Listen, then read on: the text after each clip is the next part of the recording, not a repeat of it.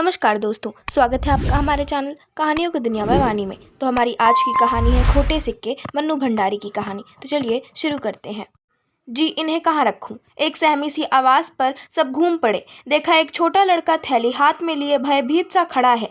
क्या है इसमें? कड़क कर मिस्टर खन्ना ने पूछा। आवाज में ऊंचे पद का गर्व बोल रहा था। जी खोटे सिक्के हैं। वहाँ मेरा बाबा खोटे सिक्के चुन रहा है, उसी ने भेजे हैं। डर के मारे लड़के के गले से पूरी तरह आवाज भी नहीं निकल रही थी। तो इन्हें यहाँ क्यों लाया है? जा उधर ले जा। झिड़क कर खन्ना साहब ने लड़के को भगा दिया। हर बात को जानने के लिए बेहद उत्सुक छात्राओं के दल में से एक ने पूछा, टकसाल में खोटे सिक्के कैसे आए?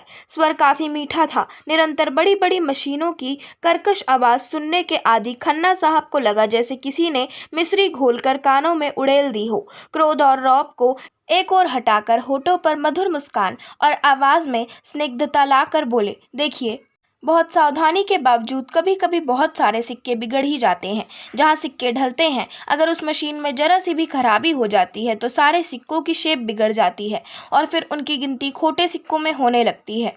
टकसाल वाले करते क्या हैं इन खोटे सिक्कों का? एक ओर से प्रश्न आया। चला देते होंगे और क्या। देखती नहीं बाजार में कितने खोटे सिक्के चलते हैं? बड़े ही शौक ढंग से दूसरी ओर से शंका का समाधान हुआ। जी नहीं, खोटे सिक्कों को हम चला नहीं देते, वापस टकसाल में ही खपाते हैं।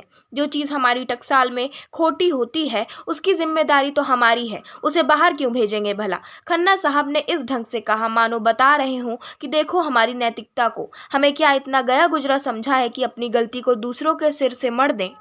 खन्ना साहब टकसाल के उच्च पदाधिकारी हैं। वे गाइड का काम कभी नहीं करते, पर परसों जब उन्हें सूचना मिली कि लखनऊ से किसी कॉलेज की छात्राओं का एक दल कलकत्ते की दर्शनीय स्थानों को देखने के लिए आया है और वे टकसाल देखने की भी अनुमति चाहती हैं, तो सहर्ष अनुमति देने के साथ ही दिखाने के लिए भी वे स्वयं ही तैनात हो गए। ठीक 11 बजे बस से करीब 20-22 छात्राओं ने 2 अध्यापिकाओं के साथ टकसाल में प्रवेश किया।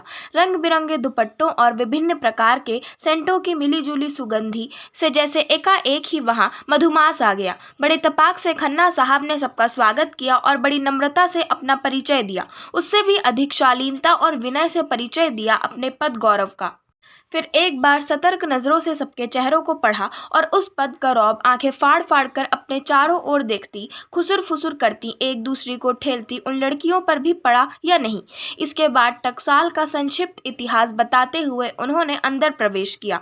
एक चपल सी छात्रा ने अपने स्वभाव से भी अधिक चपल दुपटूटे को काबू में रखने का प्रयास करते कहा, हमारी तलाशी नहीं ली जाएगी टकसाल में। सुनते हैं कि यहाँ घुसते और निकलते हुए सबकी तलाशी ली जाती है। आप लोग तो हमारी मेहमान हैं, मेहमानों की भी तलाशी लेता है कोई भला? वह तो यहाँ काम करने वाले मजदूरों की तलाशी ली जाती है। मुस्कुराकर खन्ना साहब ने कहा। सबसे पहले वे एक बड़े से हॉल में पहुंचे जहाँ कई भट्टियां बनी हुई थीं। इन भट्टियों में कच्चे धातु को गलाया जाता है। यह कहकर जैसे ही खन्ना साहब ने एक भट्टी के मुंह का ढक्कन खोला कि भट्टी के पास झुंड लगाकर खड़ी लड़कियां झटका खाकर 2 कदम पीछे हट गई। आग की एक लहर जैसे सबको झुलसा गई। खन्ना साहब ने बताया, यह तो साधारण भट्टी है, आपको बिजली की भट्टी भी दिखाऊंगा। उसमें तो आप बिना रंगीन चश्मा चढ़ाए देख भी नहीं सकती, लगता है जैसे सूरज सामने उतर आया हो।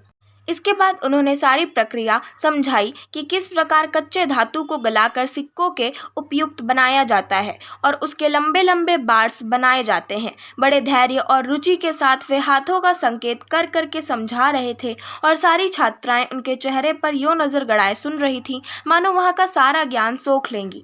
खन्ना साहब कोई चीज़ हाथ में उठाते तो 20-22 सिर इस तरह चारों ओर घिर आते मानो गुड़ की डली पर मक्खियां बैठ गई हों। जिस किसी भी हॉल से वे गुजरते वहां काम करने वालों की गति अपने आप ही बढ़ जाती। वे और अधिक मनोयोग और कुशलता से काम करने लगते। कभी कभी खन्ना साहब किसी मशीन के पास खड़े हो जाते और रौबीले स्वर में हुक्म देते, मशीन को चला दो। झटके से मशीन चलाई जाती और खन्ना साहब उसका सारा ब्यौरा समझाते।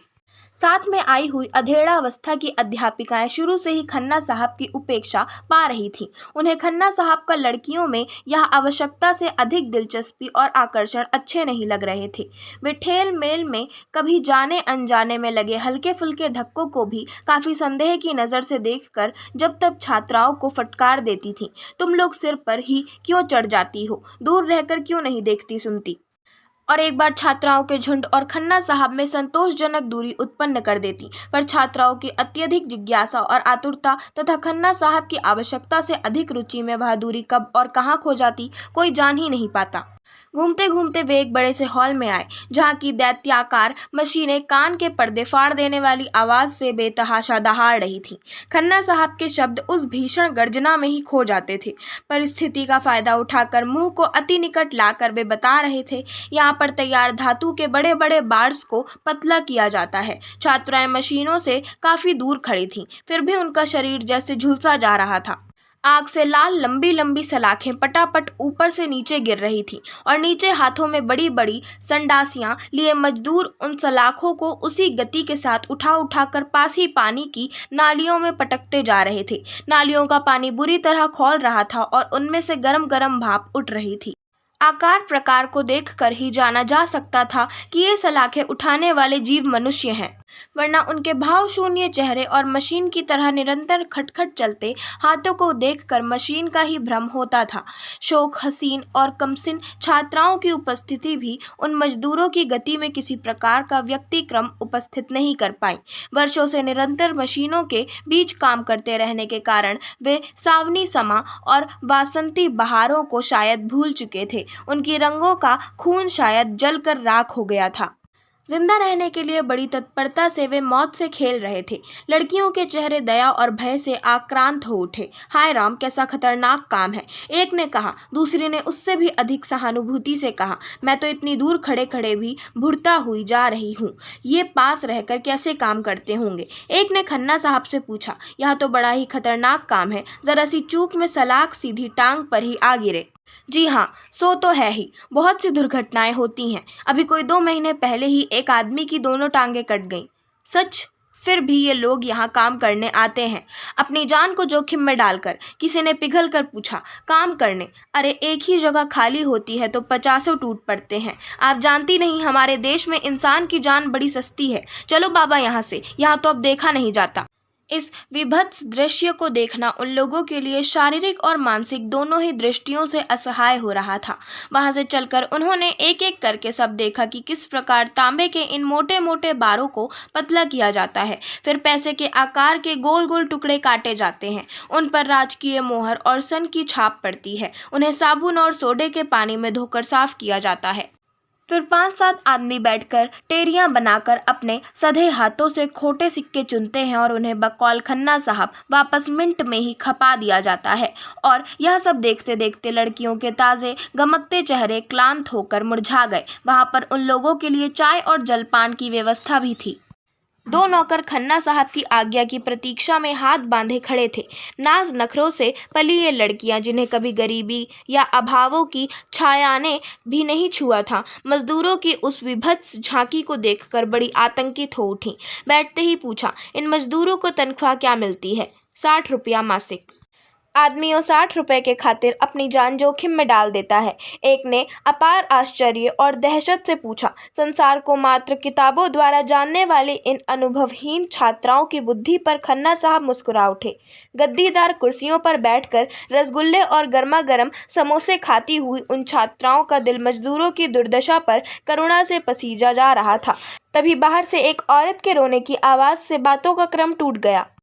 खन्ना साहब की भौहों पर सलवटें उभर आई। परिस्थिति समझने के लिए ये कुर्सी से उठे ही थे कि मैले कुचैले कपड़े पहने, आंख नाक से पानी बहाती एक बुढ़िया भीतर चली आई और खन्ना साहब के पैरों पर गिर पड़ी।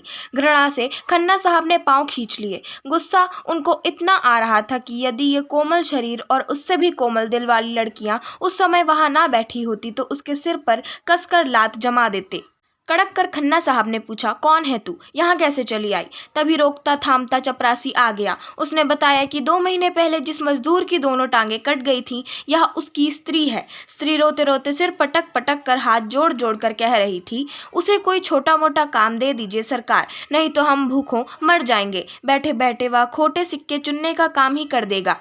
दिमाग खराब हो गया है। जिसके दोनों टांगे नहीं हैं वह क्या खाक काम करेगा? चलो हटो यहाँ से। मौके बेमौके सिर खाने आ जाते हैं। अब कहाँ जाएं सरकार? 20 साल तक आप लोगों की नौकरी की, आपकी नौकरी में ही टांग गई। अब कहाँ जाए सरकार, हम पर दया करिए, नहीं तो बाल बच्चे भूखों मर जाएंगे। नौकरी में टांग गई तो मुआवजा नहीं मिला, 200 रुपया, अब क्या जागीर लिख दूं उसके नाम। चपरासी, बाहर निकालो इसे, मेरे आदमी को बेकार कर दिया। अब वह कहाँ जाए, उसे यहीं कोई काम दे दो हुजूर, नहीं तो। पर वह वाक्य पूरा करती इससे पहले ही चपरासी उसे घसीट ले गया। लड़कियों के चेहरों पर व्याप्त करुणा को देखकर खन्ना साहब के लिए सफाई पेश करना जरूरी हो गया। बोले, टांगे कट गई तो हमने 200 रुपये मुआवजे के दे दिए, और हम कर भी क्या सकते हैं। यूँ इन लोगों को यहाँ बिठाना शुरू कर दें तो टकसाल अपंगों का अड्डा ही बन जाए। आए दिन ही तो यहाँ ऐसी दुर्घटनाएं होती रहती हैं। इसके बाद बड़ी कुशलता से उन्होंने बात का प्रसंग बदलकर ऐसे चुटकुले सुनाना शुरू किया कि लड़कियां हंस हंस कर दूरी होने लगी। आशा करती हूँ आपको हमारी आज की कहानी खोटे सिक्के पसंद आई होगी। अगर आपको हमारी आज की कहानी पसंद आई हो तो हमारे चैनल को सब्सक्राइब करें, वीडियो को लाइक करें और बेल आइकन दबाना ना भूलें। धन्यवाद।